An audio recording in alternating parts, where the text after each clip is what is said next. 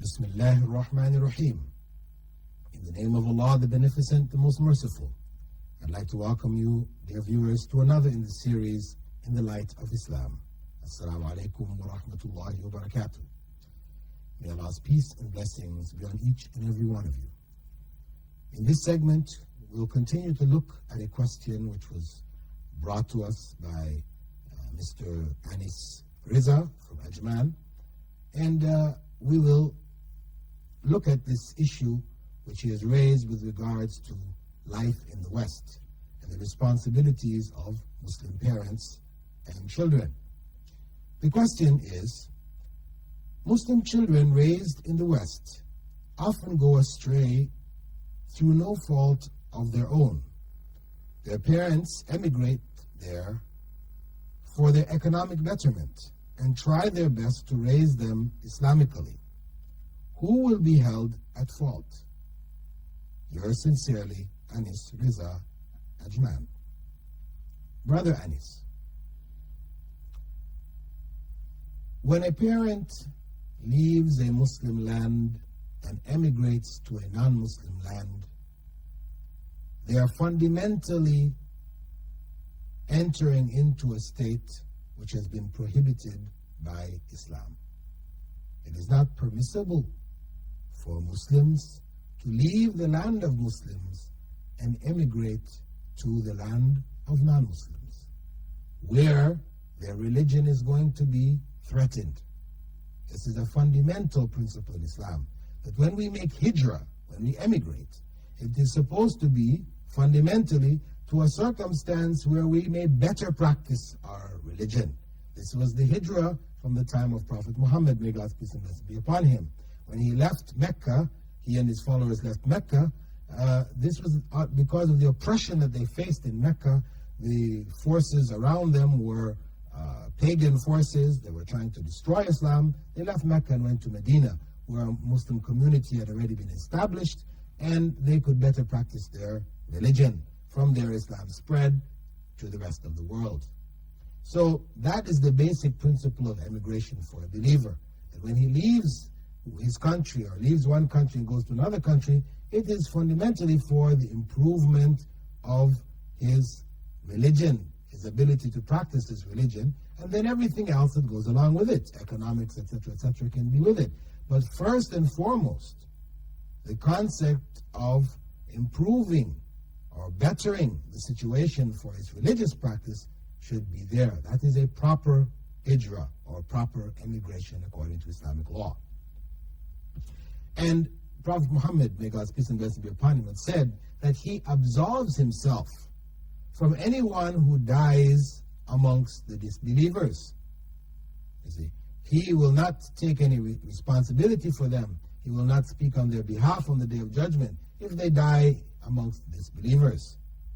So, from this principle, we as Muslims are encouraged not to emigrate to areas of disbelief. Now, to go there for study purposes, to go to Western lands, because now the knowledge is there. Knowledge used to be in the land of Muslims, and people used to come to the Muslim lands to study.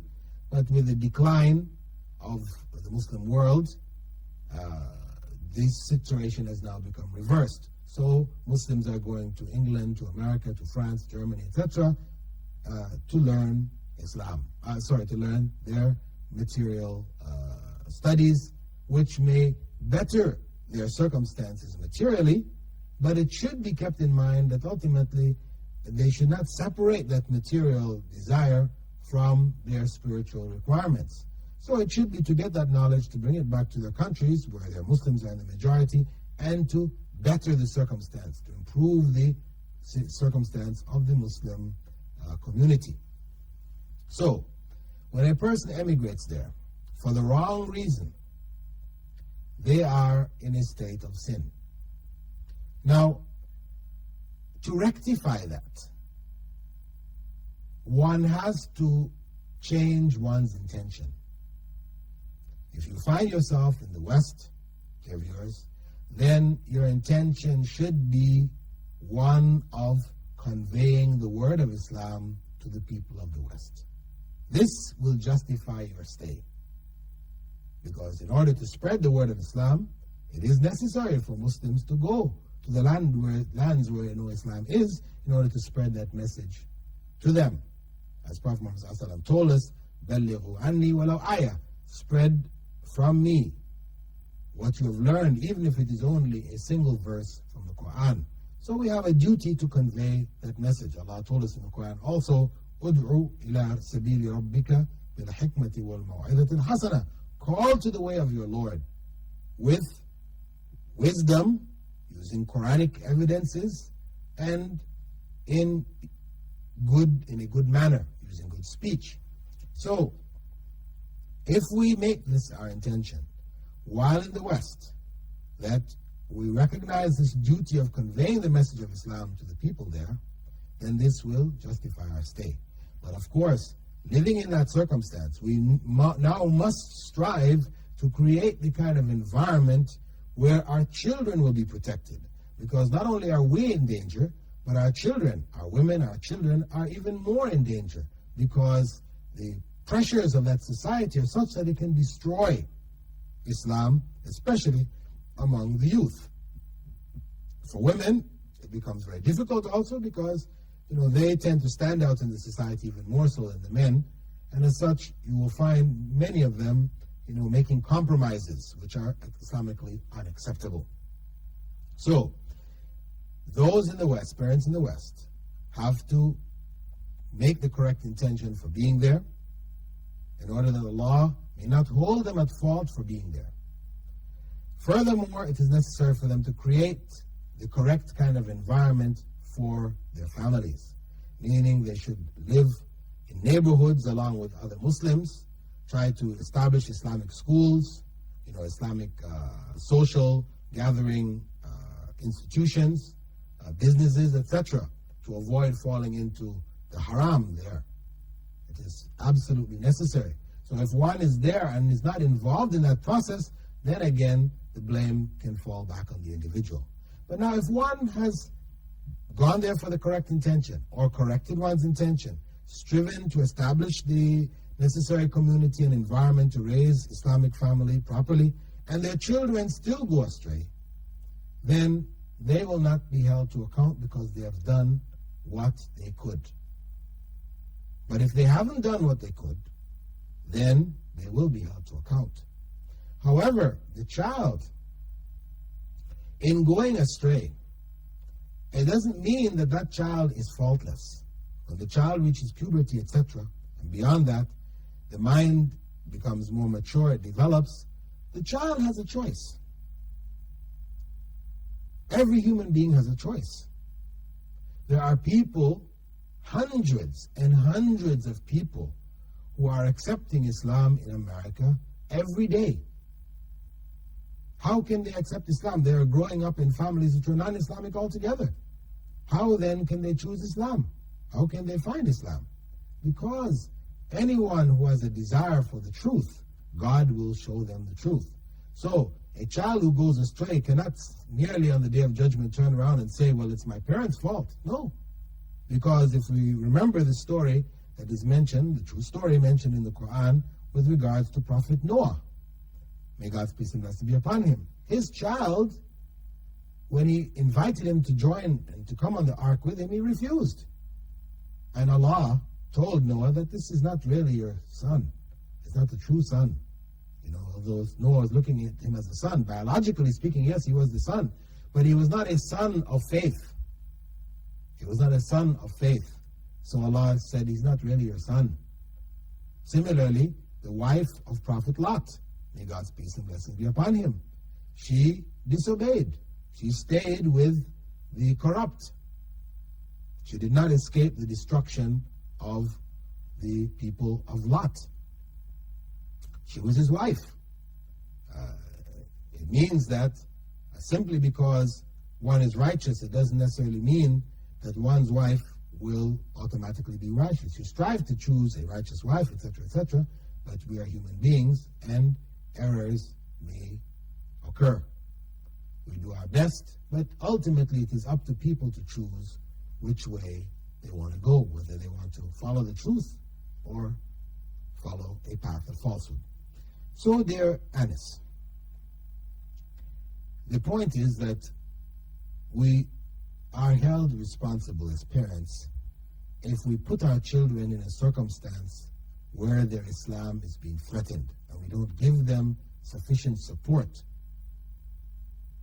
Better to send them back to the home country and let them be raised with your relatives. If you're over in the West for a particular study or a particular whatever, if you cannot find a circumstance where the children will be going to an Islamic school or in some kind of an Islamic environment, and there are Islamic schools across the country in America, there are mosques, Islamic centers, hundreds and hundreds and hundreds of them, we can try. They have weekend schools, even they have evening schools in various areas. We have to be prepared to go, if necessary, to any part of the country where we can better provide the proper kind of environment for our families.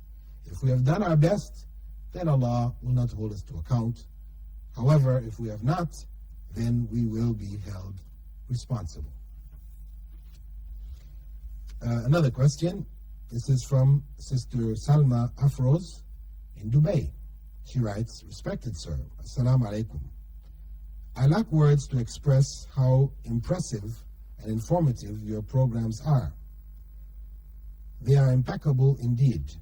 Will you please let me know if there is any religious importance to dreams, or are they merely projections of the subconscious mind?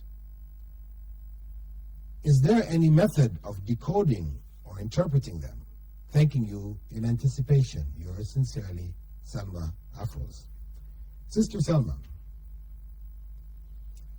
thank you for the good words concerning the program, and we hope that most who are viewing the program will feel similarly. The issue of dreams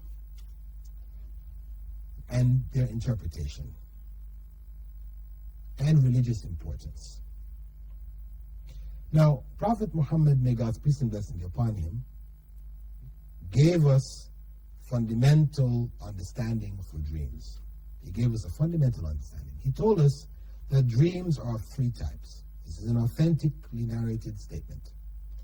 He said that one type are dreams which are from Allah, true dreams. The second type are dreams which are from Satan. Evil forces, evil jinn, etc. can interfere in our dreams, and these are satanic dreams.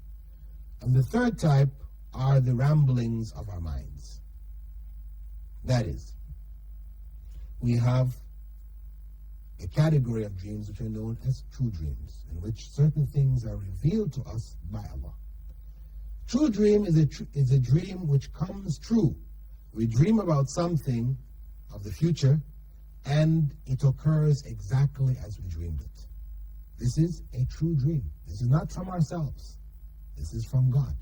This is one of the signs of God to man, and these true dreams are not only experienced by Muslims, but they are experienced by people all the world over. All the world over, we experience this. The dreams are there to let people know that there is God. It's one of the signs, because these powers are beyond ourselves. People who may tend to doubt that God exists, this leaves no doubt. Now, the true dreams may be clearly focused. That is, we wake up in the morning and we really know this dream, we remember all the details, and then a day later, 2 days later, a week later, a month later, whatever, it comes true exactly as we dreamed it. That's one kind. And that is the true dream in the purest sense. And as the Prophet Muhammad informed us, this is how revelation began with him and with the prophets in general. Their dreams were all true dreams. Revelation came this way, instructed them. This is why when Prophet Abraham, may God's peace and blessing be upon him, received the dream in which he was instructed to slaughter his son, to sacrifice his son, he didn't hesitate, because he knew this was revelation from God. This was an instruction from God. So he went to act upon it. However, for ourselves, we don't know